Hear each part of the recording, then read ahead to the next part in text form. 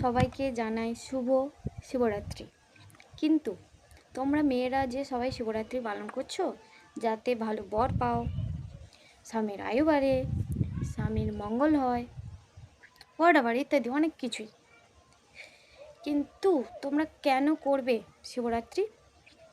তাহলে ছেলেরা কি করবে? ছেলেরা কি সারা জীবন ফাঁকতালেই মারবে? না আমরা মেয়ে হয়েছি বলে আমরা সারা জীবন নিজেদের জীবনটাকে ছেলেদের জন্য উৎসর্গ করে দেব?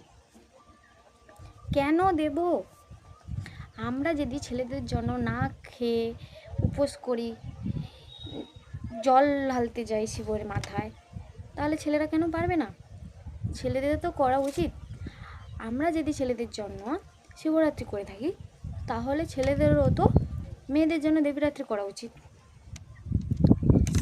অবশ্যই দেবীরাত্রি করা উচিত, কারণ আমরা সব সময় ওদের জন্য সব সময় কোনো না কোনো উপোস করেই থাকি।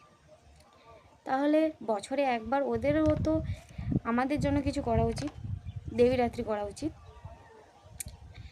তাই প্রত্যেক মেয়েদেরকে বলছি, ভিডিওটা যদি ভালো লেগে থাকে তাহলে অবশ্যই কমেন্ট, শেয়ার, ফলো করবে।